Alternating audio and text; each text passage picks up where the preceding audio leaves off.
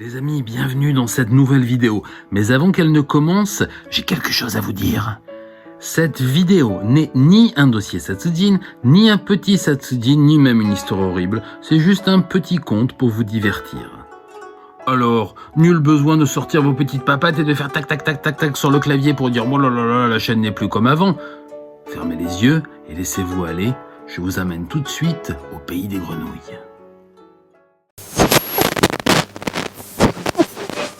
Momotaro-san, Momotaro-san, お腰につけたきびだんご、一つ私にくださいな。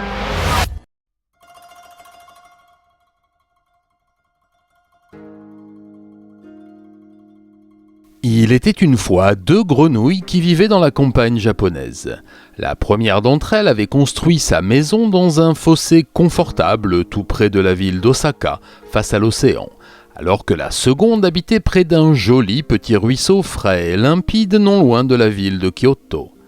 Les deux grenouilles ne se connaissaient pas et n'avaient même aucune idée de l'existence de l'autre. Un jour, au même moment, elles eurent la curieuse idée de découvrir le monde et la grenouille de Kyoto se mit en tête de visiter Osaka, lorsque l'autre décidait de découvrir Kyoto et le palais du Mikado.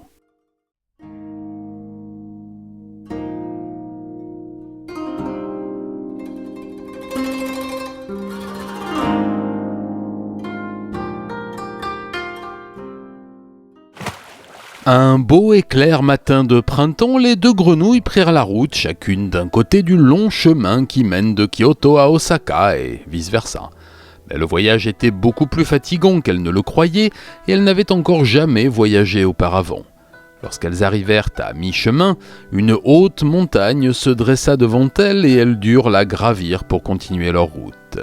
Cela leur demanda beaucoup de temps, d'efforts et bon nombre de sauts pour atteindre le sommet, et quand enfin elles eurent réussi, elles se retrouvèrent nez à nez, grenouille à grenouille. Elles se regardèrent un long moment sans rien dire, puis l'une d'elles engagea la conversation que l'autre suivit. Chacune parla de son voyage et de la raison qui l'avait conduite si loin de sa maison, de son envie de voir du pays et d'apprendre un peu plus de choses d'ici. Elles ont conclurent qu'il n'y avait point d'urgence à hâter le pas et décidèrent de se trouver un endroit frais, humide et tranquille pour prendre un peu de repos avant de reprendre la route.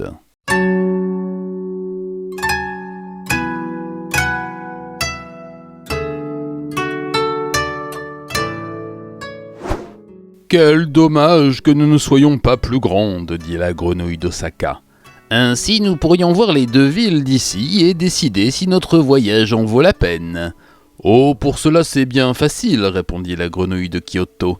Nous n'avons qu'à grimper sur les épaules l'une de l'autre et nous hisser sur nos pattes arrière. De cette façon, chacune pourra voir la ville où elle se rend.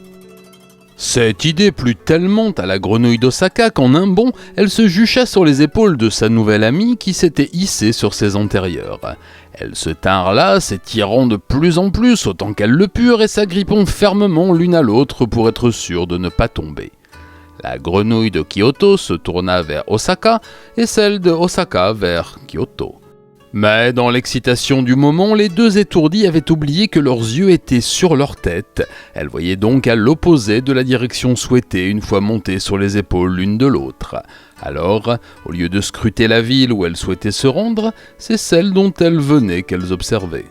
« Ça par exemple !» s'écria la grenouille d'Osaka. « Kyoto ressemble en tout point à Osaka, je ne vois plus l'intérêt de m'y rendre, je rentre chez moi. » Si j'avais pu deviner qu'Osaka soit la copie conforme de Kyoto, je me serais épargné la peine du voyage, s'exclama la grenouille de Kyoto.